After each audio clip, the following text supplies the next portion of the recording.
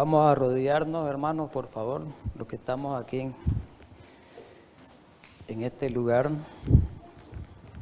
Vamos a pedir la bendición divina. Amado Padre Santo que mora en los cielos, gracias infinita a esta hora, Señor, porque sabemos que tú eres el que controla los tiempos, tú eres el que controla las edades, tú eres el que muda los tiempos. Tú estás atento a todo lo que ocurre en la historia de la humanidad.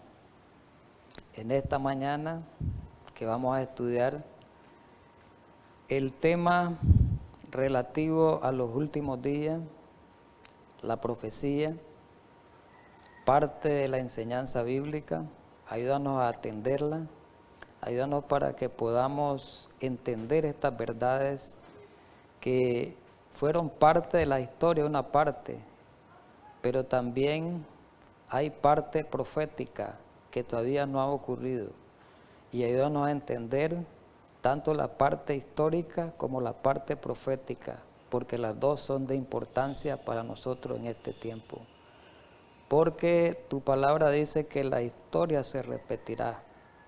Las lecciones antiguas son para nosotros enseñanza también. Ayúdanos a entenderla y ayúdanos para poder practicar todas esas aplicaciones de esa enseñanza. En Cristo Jesús. Amén.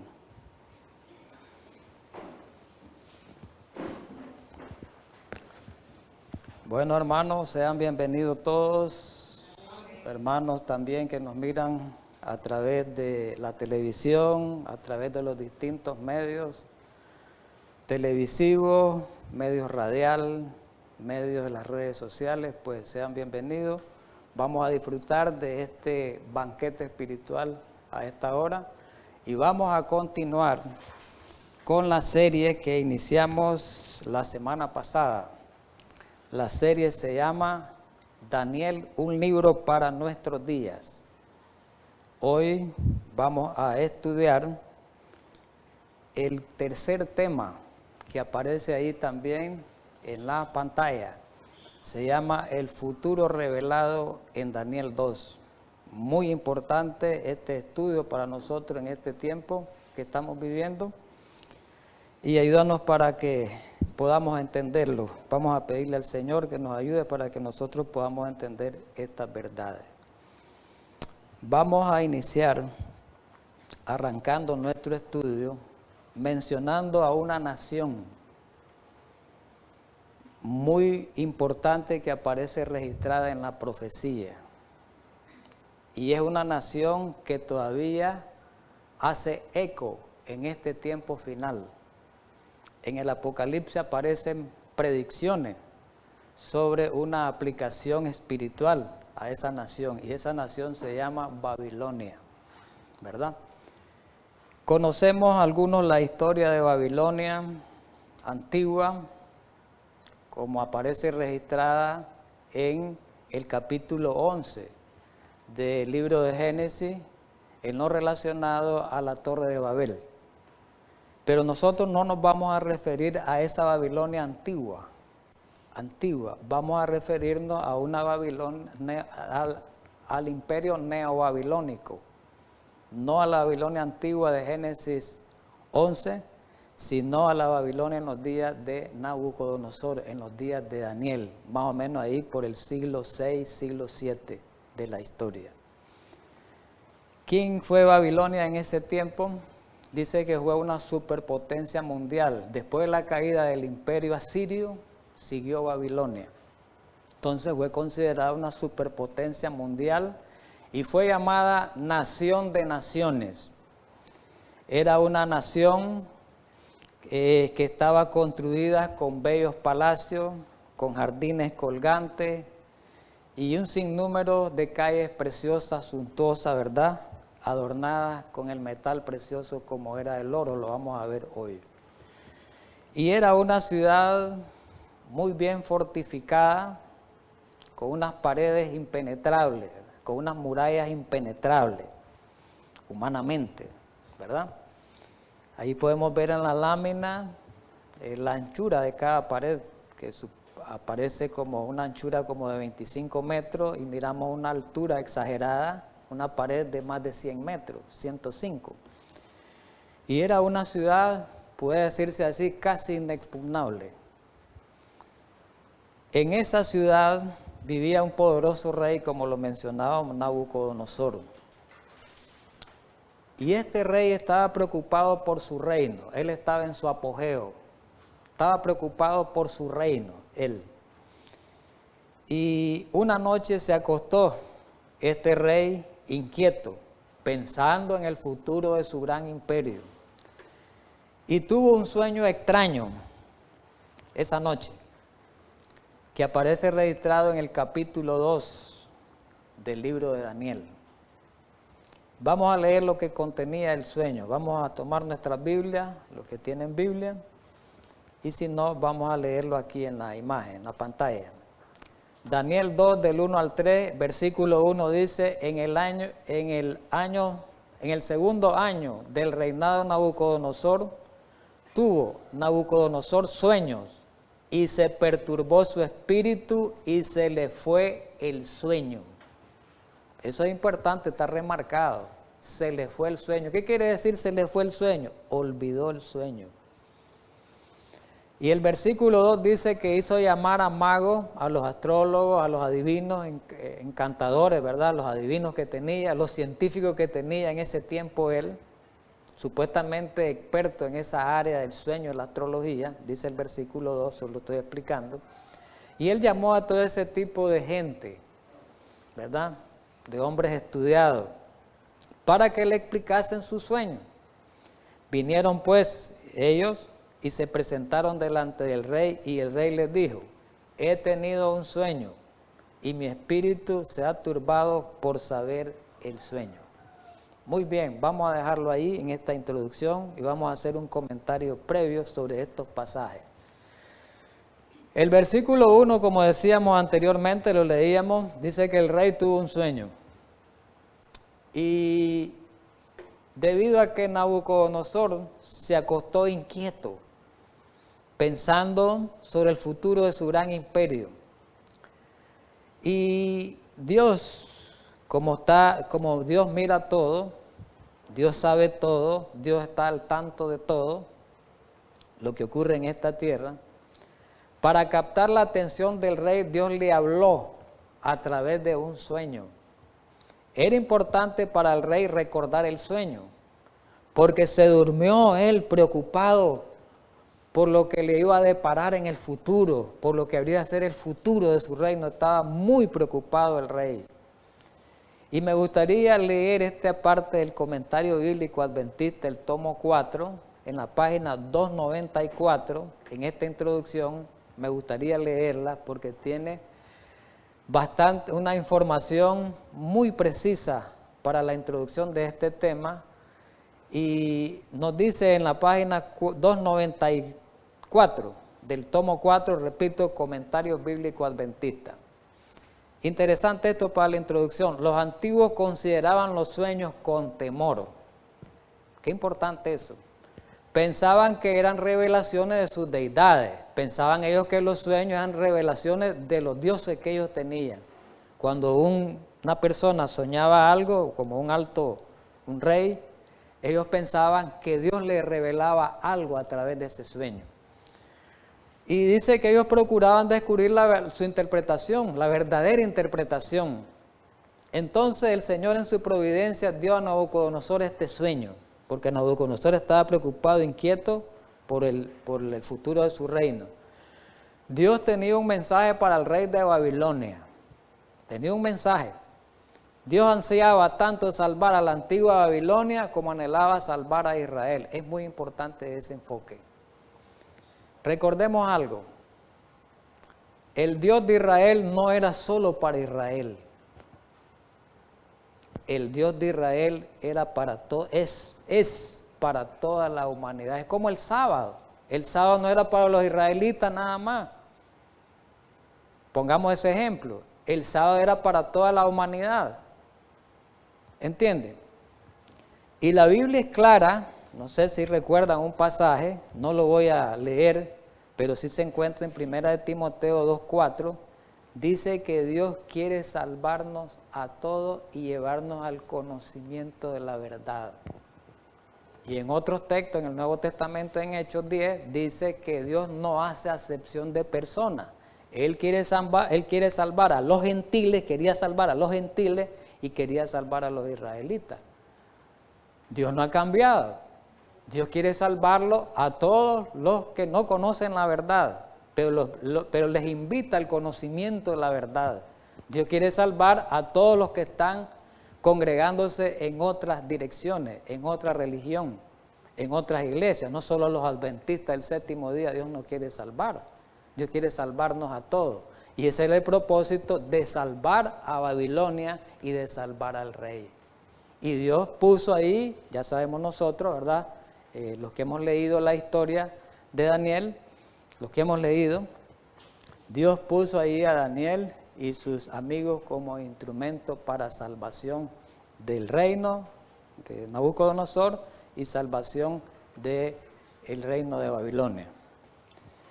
Dice que el sueño tenía un propósito de revelar a Nabucodonosor que el transcurso de la historia estaba ordenado por el Altísimo y sujeto a su voluntad. ¿Qué quería presentar? ¿Cuál es el propósito de Dios que presentarle el sueño a Nabucodonosor? Bueno, decirle, bueno, Nabucodonosor, la historia está regida por mí. Nabucodonosor, yo soy el que mudo los tiempos, dice ahí en el versículo 21 más adelante. Nabucodonosor, sin mí nada se mueve. Nabucodonosor, yo soy el que permito o apruebo que los gobiernos sean cambiados en una ciudad o en una nación o en X nación. Pero hay algo importante también en este sueño. Dice aquí el comentario bíblico, las lecciones de historia, quería presentarle dadas a Nabucodonosor, esas lecciones de historia que pasaron, habrían de instruir a las naciones y los hombres hasta el fin del tiempo. Nabucodonosor, Dios quería primero Nabucodonosor, después de Nabucodonosor las otras naciones, como los medopersas, los griegos, los romanos. Cada nación jugaba un papel muy importante en la historia y Dios quería salvarlos si estos aprovechaban la oportunidad que Dios les daba, que Dios los invitaba para salvarlos. A cada nación de la antigüedad Dios le asignó un lugar especial en su plan, dice. Cuando los gobernantes y el pueblo no aprovecharon su oportunidad, su gloria fue abatida hasta el polvo. Eso lo vemos en la historia. Los romanos fueron abatidos al polvo, no aprovecharon la oportunidad de salvación. Si vemos la historia antigua de los cananeos, de los egipcios, si vemos la historia de los griegos, Dios les dio la oportunidad para salvarse, no la aprovecharon, entonces dice que la gloria de ellos fue abatida hasta el polvo. Las naciones de hoy debieran hacer caso de las lecciones de la historia pasada. ¿Cuáles son las naciones de hoy predominantes? Estados Unidos, China, todas esas naciones grandes deberían de estudiar esta historia bíblica, lo que ocurrió en el pasado, y aprender de estas historias las lecciones, si ellos quisieran salvarse, si ellos quisieran la salvación. Entonces Dios está hoy siempre esperando, haciendo el llamado y esperando a que los gobernantes verdaderamente oigan su voz y puedan dirigir la nación o las naciones de acuerdo al mandato de Dios, de acuerdo a la voluntad divina. Pero desgraciadamente, pues, la inmensa mayoría no van a hacer caso omiso a este llamado que Dios les hace. Vamos a continuar con el relato bíblico. Daniel 2, del 4 al 6 dice, estábamos hablando en el 1, pues, que tuvo el sueño, se perturbó, el sueño lo olvidó. Dice el versículo 4, entonces hablaron los caldeos al rey en lengua aramea, los hombres de ciencia, ¿verdad?, que iban a interpretar el sueño. Rey, para siempre vive, di el sueño a tu siervo y te mostraremos la interpretación. Versículo 5 dice, respondió el rey y dijo a los caldeos, el asunto lo olvidé. Le vuelve a decir, si no me mostráis el sueño y su interpretación, seré hechos pedazos y vuestras casas serán convertidas en mulares. Versículo 6 para el comentario, que entremos a un comentario. Versículo 6, Y si me mostraréis el sueño, y su interpretación, recibiréis de mí dones y favores y gran honra. Decidme, pues, el sueño y su interpretación. Los hombres de ciencia, algunos le dicen los brujos, los hechiceros, pero en realidad eran hombres de ciencia, usaban la magia. Esos hombres, astrólogos, ellos querían que el rey les revelara el sueño, era algo lógico. ¿Cómo iban a interpretar algo que el rey había olvidado? Humanamente, verdaderamente no se podía, pero el rey les exigía: si ustedes no me interpretan, no me revelan el sueño y me lo interpretan, los voy a matar, quiso decir, y su casa las voy a destruir. Y después en el versículo 7, 8 y 9, que no lo voy a leer, dice que de nuevo ellos vuelven a decir con insistencia por segunda vez: Rey, revélanos el sueño para poder interpretárselo. Y entonces el rey, como resultado de esa petición, los magos entraron en consulta, pero no encontraron respuesta. Como resultado, seguimos en el versículo 10 del capítulo 2 hasta el 13. Entonces, vamos a ver, los caldeos respondieron delante del rey y dijeron, después de hacer las consultas: no hay hombre sobre la tierra que pueda declarar el asunto del rey. Además de esto, ningún rey, príncipe, ni señor preguntó cosas semejantes, ningún mago, ni astrólogo, ni caldeo. Eso es completamente una locura, dicen los reyes. ¿Cómo vamos a interpretar algo si ni siquiera nos dice qué fue lo que ocurrió, cómo fue el sueño? Eso es algo ilógico y antinatural, dice. Versículo 11. Porque el asunto, dicen ellos, que el rey demanda es difícil. Difícil no, era imposible. Y no hay quien lo pueda declarar al rey, salvo los dioses cuya morada no es la carne. ¿Quiénes pueden declarar? Los dioses. Supuestamente sus dioses. Pero ya sabemos que ni los dioses de ellos, porque los dioses de ellos no eran dioses verdaderos. El único que podía declarar ese sueño era el Dios verdadero. Vamos a continuar. Versículo 12. Miremos la reacción del rey ante el caso omiso de estos hombres de ciencia, estos astrólogos. Por esto el rey, con ira y con gran enojo, mandó que matasen a todos los sabios de Babilonia. Versículo 13. Y se publicó el edicto de que los sabios fueran llevados a la muerte, y buscaron a Daniel y a sus compañeros para matarlo. ¿Qué fue lo que promulgó el rey? Un decreto de muerte, donde incluían a Daniel y sus compañeros. ¿Por qué incluían a Daniel y sus compañeros? Porque Daniel y los compañeros también eran hombres de ciencia, que estaban trabajando para el rey, y ellos también alcanzaron, ¿verdad?, esa sentencia que fue producida por la ira del rey. Entonces, esa descabellada orden motivó a Daniel a interceder y a preguntarle al capitán que qué es lo que estaba ocurriendo, dice la Biblia. Entonces, aquel le contó qué es lo que ocurría. Entonces, el versículo 16 al 18, siguiendo el relato, vamos a leerlo: y Daniel entró y pidió al rey que le diese tiempo. Bueno, rey, yo voy a vivir. Ven, llega donde el rey y le dice que le dé tiempo y que él le iba a mostrar la interpretación al rey. Mire clase de seguridad la de Daniel. Mire clase de seguridad la de Daniel. Ahí Daniel nos da lecciones a nosotros en este tiempo. Clase de seguridad de algo imposible, pero Daniel sabía que para Dios nada es imposible. Y sabía que el Dios del cielo estaba con él, porque él era un hombre consagrado, un joven en ese tiempo, consagrado, íntegro para el Señor, al servicio del Señor. Versículo 17, luego se fue Daniel a su casa y hizo saber ¿a quiénes? A sus compañeros, a Ananías, Misael y Azarías, sus compañeros, dice, versículo 18, para que pidiesen misericordia del Dios del cielo sobre este misterio, a fin de que Daniel y sus compañeros no pereciesen con los otros sabios de Babilonia. Qué interesante esto, hermano. Hay lecciones grandes ahí espirituales, que hoy no las vamos a tratar porque ese es otro campo, ¿verdad? Entonces miremos, el campo profético, vamos a ver algunas cosas nada más, ¿verdad?, aplicadas. Entonces miremos algo interesante aquí. Daniel fue a donde los compañeros y le dice: vamos a pedirle a Dios, vamos a hacer grupos, cadena de oración entre nosotros mismos, una oración unida de todos nosotros, dice, tiene mucha fuerza, y la Biblia dice eso también, que la oración unida, entre más hayan en oración, dice que va a tener fuerza, ¿verdad? Para que Dios escuche las peticiones. Eso ocurrió con Daniel. Y ya sabemos mucho lo que hemos estudiado, el misterio, ¿verdad? Algunos, el misterio que han estudiado este libro y otros que no hemos estudiado, que no han estudiado, pues estamos por primera vez viendo esto. El misterio fue revelado a Daniel. Versículo 19. Entonces el secreto fue revelado a Daniel en visión de noche, por lo cual bendijo Daniel al Dios del cielo. Coge lo primero que hizo Daniel, darle gracias a Dios por haberle revelado, ¿verdad? Darle gracias a Dios, eso es lo que nosotros debemos de hacer, ¿verdad? Siempre, porque Dios siempre en sus misericordias cada mañana las renueva, y debemos darle gracias a Dios siempre, diariamente, por esas misericordias que son renovables cada día. Daniel 2, 26 al 27, seguimos con el relato. Respondió el rey y dijo a Daniel, al cual llamaban Belsasar, ¿podrás tú hacerme conocer el sueño que vi y su interpretación?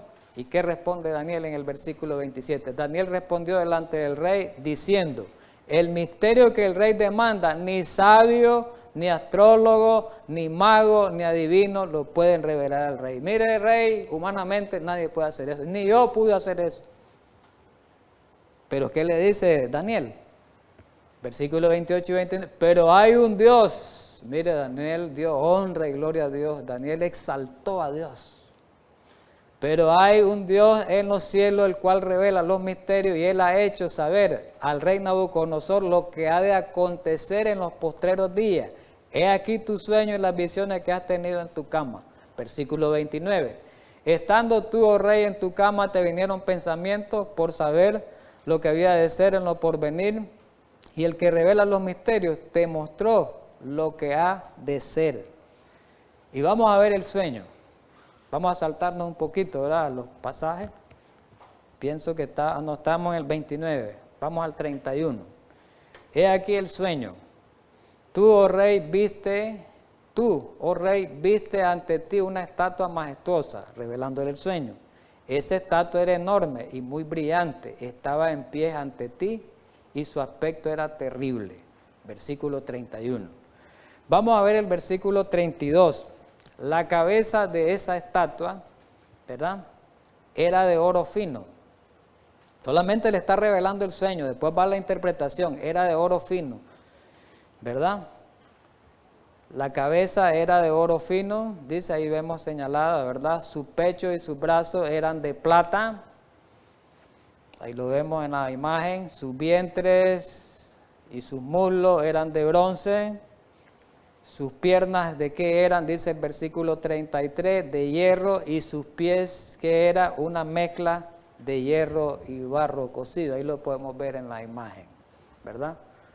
Muy importante esta revelación que Dios le da a Daniel. Esta es la revelación que Dios le da a Daniel. Daniel 2, del versículo 34 al 35, dice que estaba mirando hasta que una piedra fue cortada, sigue el relato del sueño, ya, no con la mano, e hirió a la imagen en sus pies de hierro y de barro cocido y los desmenuzó. Versículo 35, entonces fueron desmenuzados también el hierro, el barro cocido, el bronce, la plata y el oro, y fueron como tamo de las eras del verano, y se lo llevó el viento sin que ellos quedara rastro alguno. Mas la piedra que hirió a la imagen fue hecha un gran monte que llenó toda la tierra. Bueno, ese fue el sueño, la revelación. Ahora viene la interpretación, porque le reveló el sueño. Bueno, la estatua era esta, los metales eran estos, ¿verdad? Era oro, era plata, pero ahora viene el significado, que eso es lo que quería el rey. Miremos pues entonces, versículo 36 al 38 vamos a leer, este es el sueño, también la interpretación de él diremos en presencia del rey. Versículo 37, tú, oh rey, eres rey de reyes, mire cómo le dice Daniel, porque el Dios del cielo te ha dado el reino, poder, fuerza y majestad. Qué interesante eso. Versículo 38, y donde quiera que habitan hijos de hombres, bestias del campo y aves del cielo, Él los ha entregado en tu mano. Vos sos el imperio, le dice, vos sos la nación mayor, le dice, en el mundo, y te ha dado el dominio sobre todo. Y ahí le dice categóricamente, tú eres la cabeza de oro de esa estatua. Como quien dice, tú eres el primer reino de aquí para adelante en la historia. Ahí tenemos la imagen. Babilonia, representado por la cabeza de oro, desde el año 605 hasta el año 539 a.C. funcionó, ¿verdad? Gobernó ese imperio. Pero la pregunta es, ¿por qué Babilonia es representado por el oro? Es importante eso. ¿Por qué Babilonia es representado por el oro? ¿Por qué no por otro metal? Eso es importante saberlo. ¿Por qué? Vamos a ver algunas características, por qué, y vamos a ver algunos datos históricos que son importantes, que nos ayudan a entender por qué Dios le asignó el oro a Nabucodonosor, la cabeza de oro. El oro es el metal ideal para representar a este reino. ¿Por qué? Pues era el metal más popular en Babilonia, mediante el cual tuvo un gran esplendor. Los babilonios eran conocidos por su amor al oro. ¿Por qué el oro? Bueno, porque en época de Babilonia fue la nación que usó más oro en la historia, ¿verdad? Vamos a ver de qué manera lo utilizaron. Es interesante notar que en cualquier otra parte en la cual se menciona el nombre de Babilonia en la Biblia, está asociada o relacionada con oro. Miremos algún texto del Antiguo Testamento y del Nuevo, por ejemplo en Jeremías 51:7. Hablando de Babilonia, Jeremías dice, una copa de oro fue Babilonia en las manos de Yahvé o de Jehová. Y después sigue el pasaje, una copa que embriagó a toda la tierra. De su vino bebieron los pueblos, por lo cual se enloquecieron las naciones. ¿Cómo compara Dios por medio del profeta Jeremías a Babilonia? Con una copa de oro. No es casualidad que Dios le asignara el oro a Babilonia, ¿verdad? Pero en Apocalipsis 17, hablando de la ramera, hablando de Babilonia la grande, la madre de la ramera, que simboliza, sabemos, ver a través de los estudios a la Iglesia Católica, dice que el versículo 4, que esta mujer estaba vestida de púrpura y escarlata y adornada de oro, de piedras preciosas y de perlas, tenía en la mano un cáliz de oro lleno de las abominaciones, ¿verdad? Lo demás pues no interesa tanto, solamente hago mención porque aparece el término oro aplicado a la Babilonia espiritual de este tiempo. No es casualidad que Dios le asignara el oro a Babilonia. ¿Y por qué también podemos verlo? Bueno, porque entre las características del reino más sobresalientes, en la historia decía que Nabucodonosor, bueno, la Biblia lo dice primero, ¿verdad? La historia después lo remarca, pero la Biblia dice que en Daniel 3:1, cuando Nabucodonosor mandó a hacer aquella estatua que la adorasen, ¿verdad? Todo el mundo, y que los jóvenes hebreos no la adoraron, en el capítulo 3 está registrada esa historia, ya pasada. Ahí dice que esa estatua era de oro, y ahí están las mediciones, medía 27 metros de altura y medía 2.7 metros de ancho. Otro dato interesante era que Nabucodonosor gobernaba de un trono de oro. Mire qué importante, una ciudad del oro, pues le llamaban la ciudad del oro, y quiso edificar a Babilonia como una ciudad de oro. Otro dato importante en la historia, que el templo de Marduk, habían imágenes de Bel, un dios babilónico. Ese dios, dice, era de oro. Una mesa también era de oro puro, y esas juntos, tanto la imagen con la mesa, pesaban 23,000 kilos de oro. Miren qué clase de exageración esa. Dice que también la historia, y se han hallado hallazgos arqueológicos, donde dice que también habían leones y una figura de oro, y aparece ahí la medida, ¿verdad? De 5.40 metros de altura. Y Babilonia también celebraba la venida del Año Nuevo con grandes fiestas, y Nabucodonosor y los reyes que le siguieron eran escoltados y sentados en tronos de oro, la ciudad del oro. Pero este historiador griego, Heródoto, un historiador famoso en la historia de los griegos, Dice que cuando este historiador visitó Babilonia, 70 años después de la muerte de Nabucodonosor, dice que se quedó asombradísimo, porque miró oro como nunca había visto, y miró a la imagen del Dios, el trono sobre el cual estaba sentado, la mesa y el altar estaban hechos de oro. Qué impresionante es esto. Y otra, que este reino es una de las maravillas del mundo antiguo, debido a sus construcciones esplendorosas y sus jardines colgantes. Por eso Babilonia merecía ser representada por el oro, el rey de los metales, por el esplendor que tuvo, ¿verdad? Por el apogeo que tuvo. Y se le considera hoy una de las 7 maravillas del mundo. Muy bien, siguiendo con el sueño, ya descubrimos que la cabeza era de oro y representaba al imperio babilónico. Dios le está mostrando la historia la secuencia de la historia de los reinos a Nabucodonosor. Dice en el 2:39, y después de ti, que era la cabeza de oro, se levantará otro reino inferior al tuyo. El reino que seguía a Babilonia es identificado en Daniel 5 como los reinos medos persas. Ahí aparece en la Biblia, Daniel 5, del 30 al 31, la misma noche que hubo muerto Belsasar, rey de los caldeos. ¿Quién tomó el reino? Darío de Media tomó el reino, ¿verdad?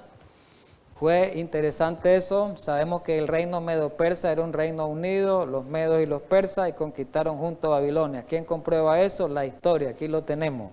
No era un reino único, medo, un reino separado, y los persas, como algunos creen, sino era un reino unido. La historia los contata y la misma Biblia también.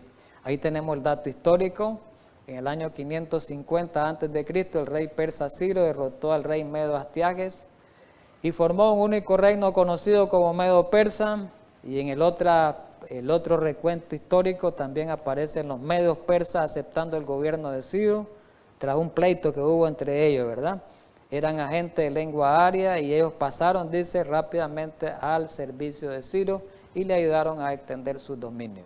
Entonces, Medo-Persa gobernó desde el año 539 al año 331. Pregunto, ¿en qué sentido el reino Medo-Persa era inferior al de Babilonia?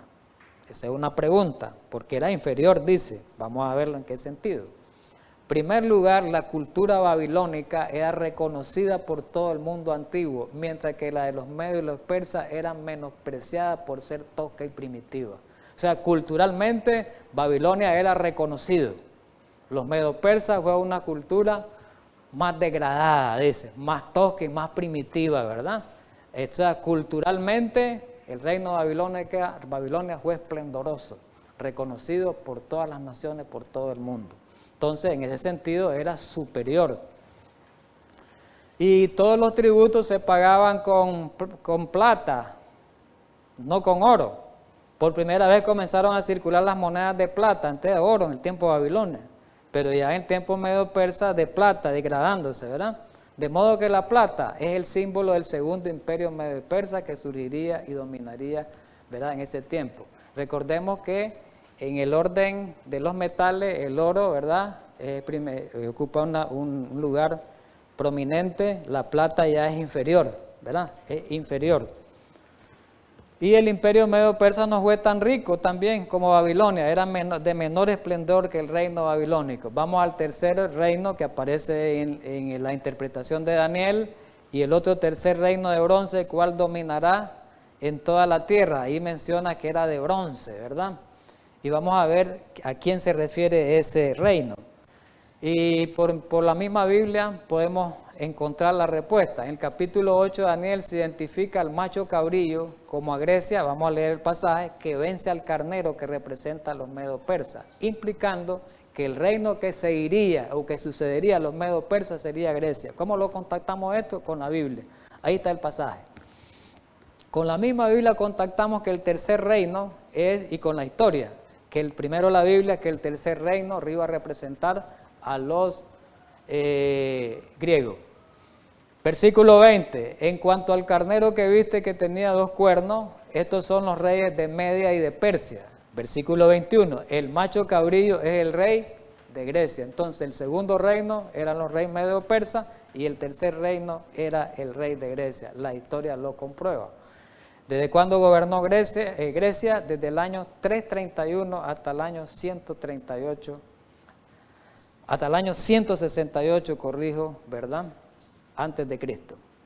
Pregunta, pero la pregunta es verdad que es el tercero, lo demostramos con la Biblia, pero la pregunta es, ¿por qué Grecia es representado por el bronce? ¿Qué características sobresalientes hay en la historia para que Grecia sea representado por el bronce? Sí, lo vamos a ver. Primero, que los griegos fueron los que utilizaron el bronce en las armaduras de los soldados. Y las características sobresalientes, que las armas que usaban los griegos eran de bronce. Los llamaban los soldados de bronce, se le llamaban en ese tiempo. El brillo efímero del bronce coincide con la gloria pasajera de este reino, que no fue como la de Nabucodonosor, que fue esplendorosa, ¿verdad? Pero la historia nos dice, ya lo vimos con la Biblia, vimos el recuento, las características sobresalientes, miremos la historia que dice en Historia Universal, en la página 174 dice, los historiadores identifican a Grecia acertadamente como la edad del bronce. Y vamos al cuarto reino. El cuarto reino será fuerte como el hierro, y como el hierro todo lo desmenuza y pulveriza. Sigue el pasaje, ¿verdad? Lo que viste de los pies y de los dedos, que en parte eran de barro cocido de alfarero y en parte de hierro, significa que ese reino será dividido. Daniel 2:41. La pregunta es, ¿qué poder sucedió a Roma? Históricamente la respuesta es muy simple, Roma. Perdón, ¿qué poder sucedió a Grecia? Repito, corrijo, ¿qué poder sucedió a Grecia? Entonces, ¿cómo lo podemos demostrar? Solamente con la historia. Históricamente dice que ese poder fue Roma. Vamos a verlo. ¿Por qué Roma es representado por el hierro? Otra pregunta. Los romanos fueron los que utilizaron el hierro en las armaduras de sus ejércitos. ¿Quiénes lo usaban? Las famosas regiones romanas. Miremos la historia. Hermanos, es interesante la historia. La historia tiene que concordar con la Biblia, ¿verdad? Para que haya evidencia. Y lo vemos aquí lo vemos también nosotros. Hubo un historiador famoso llamado Edward Gibbon, ¿verdad? Es un historiador muy famoso y escribió mucho acerca de la historia pasada antigua, sobre todo la del tiempo de Roma, ¿verdad? Y dice que las imágenes de oro, ya vimos, Nabucodonosor, plata, Medo-Persa, bronce, que era Grecia, que podían servir para representar las naciones y los reyes, fueron sucesivamente quebradas por la férrea quiere decir el hierro, el hierro, por la férrea monarquía de Roma, por el hierro de Roma. Ahí está diciendo el historiador que a Roma se le consideraba una monarquía férrea o de hierro, ¿verdad? Después de la muerte de Alejandro, su imperio se debilitó y sabemos que se dividió en los 4 generales, ¿verdad? Y en el año 168, Roma, el imperio de hierro, derrotó a los griegos en la batalla de Pydna. Entonces Roma se convierte en el 4º imperio por la historia. Características sobresalientes de Roma. El imperio romano conquistó a los griegos. ¿Cuánto duró esto?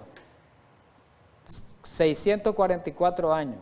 ¿Cómo fue el imperio romano en comparación con los otros imperios? Era áspero, oiga bien, la característica es frío, rústico, como lo es el hierro en comparación a los demás metales. Ya sabemos que el hierro es más fuerte que el bronce, ¿sí o no?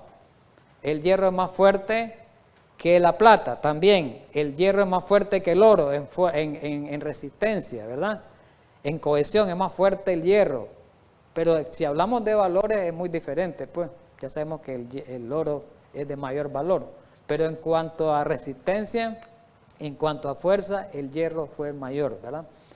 Dice que Roma ganó su territorio por la fuerza, por eso le llamaban de hierro, los hombres de hierro, o por el temor que infundían su poderío armado. Las atrocidades hechas por Nerón y otros emperadores atestiguan que era cruel y terrible. Ahora la pregunta es, ya llevamos 4 imperios del sueño de Nabucodonosor. ¿Estos son los únicos poderes mundiales que tendrían lugar en la historia? ¿Habrá otro reino más poderoso que Roma? Miremos lo que dice la Biblia. Daniel 2, 41 al 43, siguiendo con la interpretación.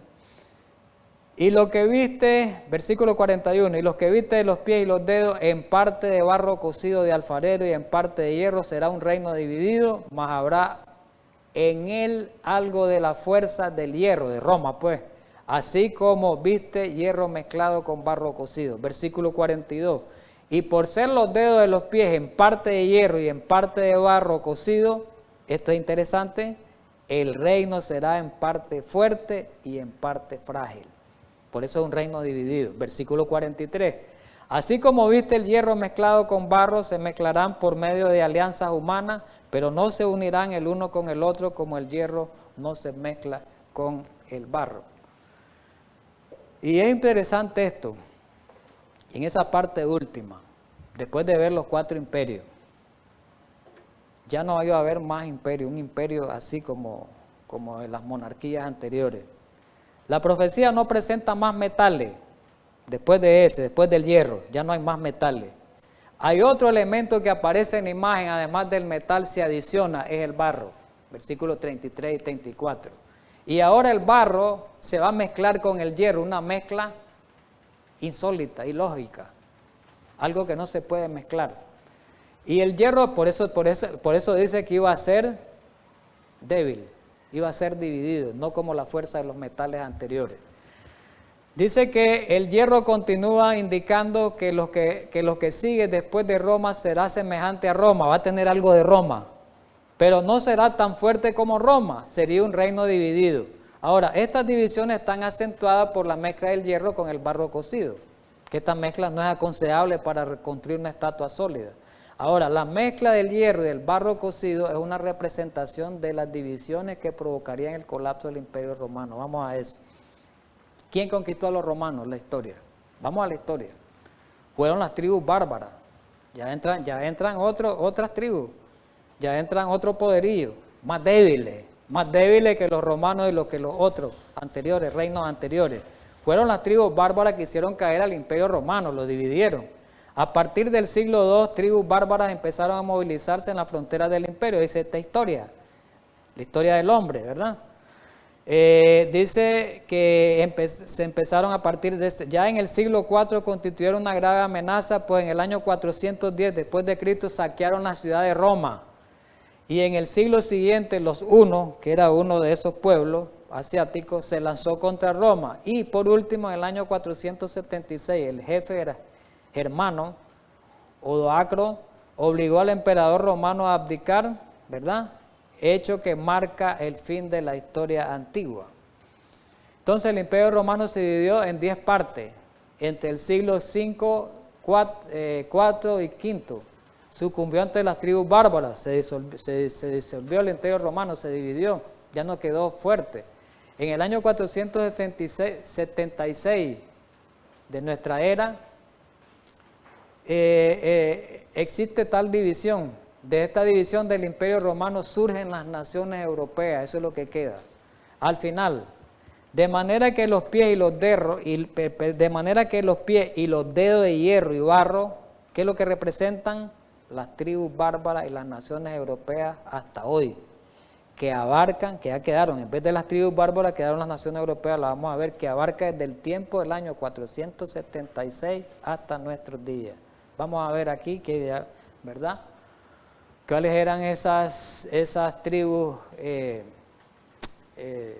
¿Cómo le llamaban las tribus? Las tribus que hicieron sucumbir al Imperio Romano eran las tribus bárbaras.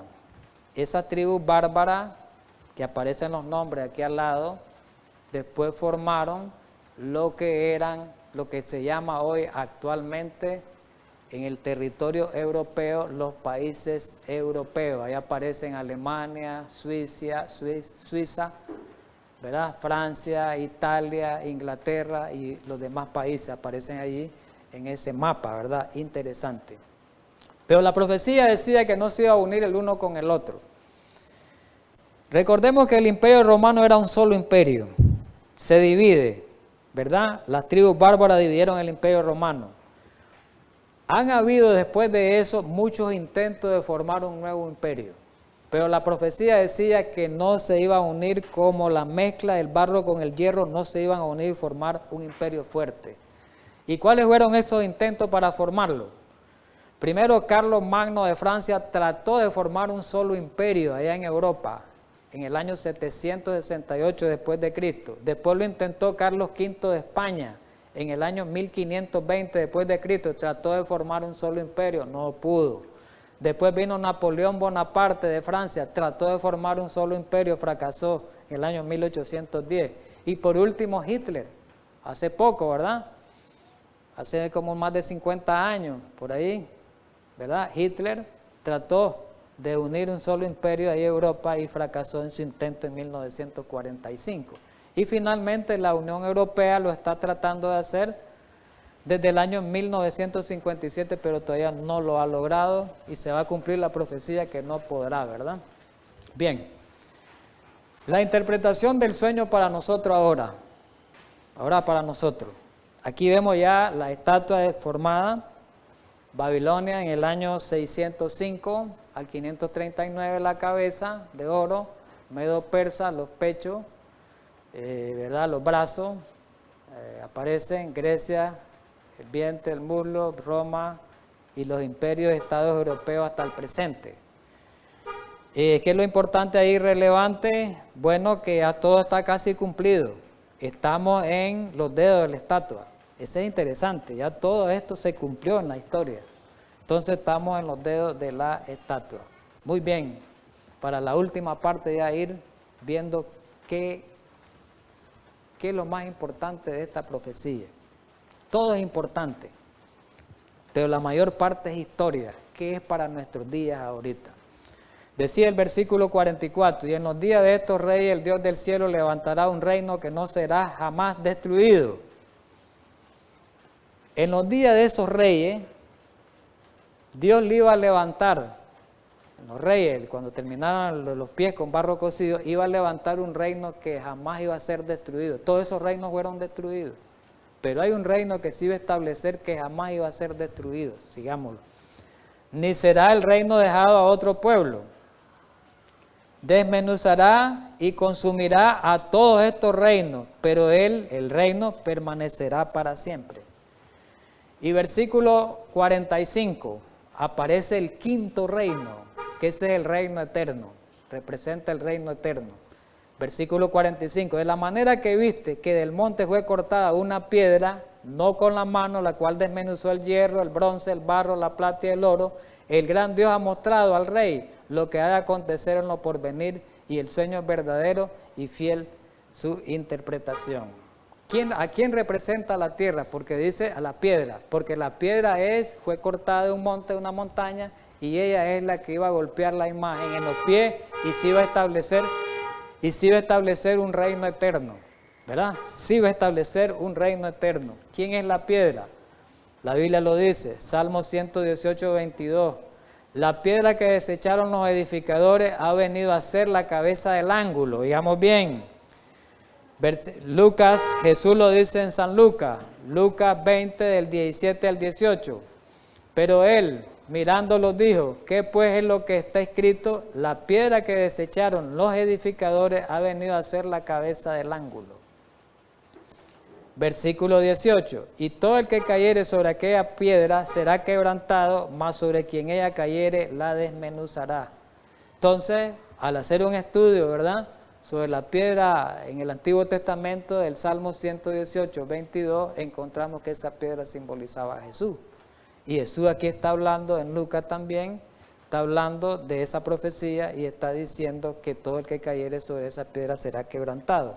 Pero dijo algo más categórico Jesús, que podemos hallar una respuesta todavía más contundente. Mateo 24, 21, 44 dice, todo el que cayere sobre esta piedra será quebrantado y sobre quien ella cayere la desmenuzará. Esta roca representa a Cristo, sobre la cual la iglesia estaría firme, por más poderosa que fuese la tempestad, quiere decir el pasaje, este es el comentario bíblico, que la azotara, el edificio levantado sobre ese cimiento, que Jesús nunca cedería. Cristo es la piedra, es una piedra de salvación para el creyente. Muy importante ya para ir concluyendo. Daniel 2 es una de las grandes profecías bíblicas. ¿Por qué? Porque predice el futuro, primero. Porque anima y conforta a los creyentes. Nos muestra que nuestro mundo está bajo el control de Dios y nos muestra que todos los reinos serán destruidos. Y nos muestra que un día el Dios del cielo establecerá un reino que nunca será destruido. Apocalipsis 22:20, miremos, el que da testimonio de estas cosas, dice, ciertamente vengo en breve. Amén. Sí, ven, Señor Jesús. Este evento será glorioso. La pregunta es, ¿estás listo? ¿Estamos listos nosotros? Esa sería la pregunta. Y para terminar,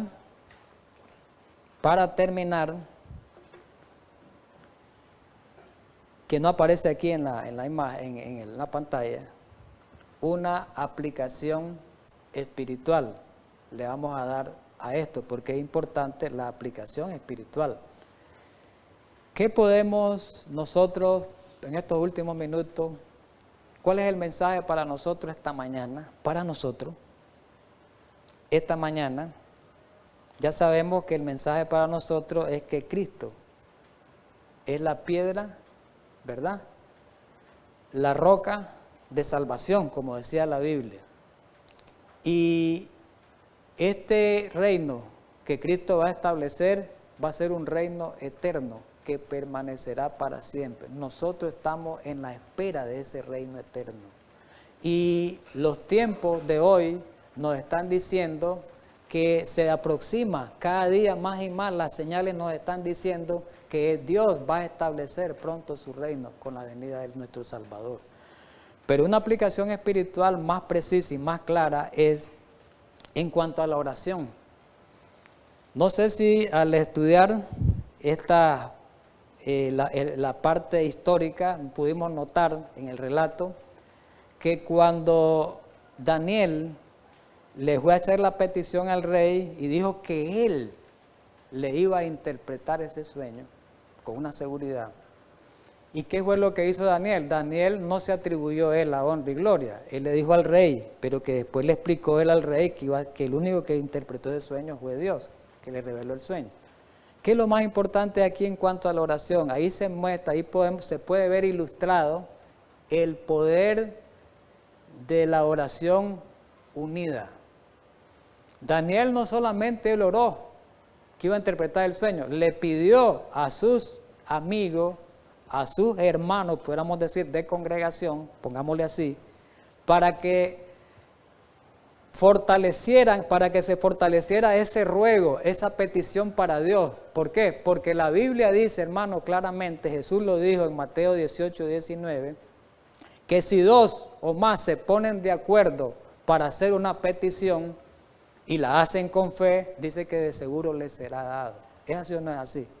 Y eso fue lo que hicieron Daniel, y esa es una lección para nosotros.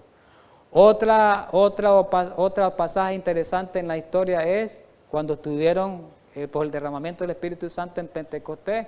Solamente un apóstol le dijo a Cristo, váyanse ustedes para acá, el otro para acá, el otro para acá. Dice que todos se unieran en esa cadena de oración y hicieran la petición del derramamiento del Espíritu Santo, y Dios le derramó el Espíritu Santo. Entonces, ¿hay poder, hay fuerza en la unión de la oración? Sí. Y otra cosa interesante es el poder que hay en la oración ferviente. Eso es lo que nos falta a nosotros, una oración ferviente. Y nosotros podemos verlo con Daniel. Daniel oró fervorosamente, ¿verdad? Y nosotros podemos ver, porque si nosotros hacemos una oración y no pedimos con fe, como dice Santiago 1:6, dice que el hombre que no pide con fe es como la ola del mar, ¿verdad? Es como la ola del mar, dice, que va y viene. Y dice en Santiago 5, me parece que es el 16, pero en el capítulo 5 lo dice, ¿verdad? El texto ahorita no lo recuerdo, donde dice que eficaz es la oración, dice, del justo. Dice que la oración del justo es eficaz. Hay eficacia, dice, para que hagamos las peticiones. ¿verdad? Es muy, muy importante eso. Entonces, mi querido hermano, esta parte es muy importante para nosotros porque nos está diciendo de que estamos en la última parte de la historia de la humanidad y que pronto se va a establecer el reino eterno. Así que, mis queridos hermanos, vamos a despedirnos a esta hora de esta primera parte para estudiar la otra parte, la continuidad sobre esta serie que estamos estudiando sobre Daniel. Vamos a orar pues.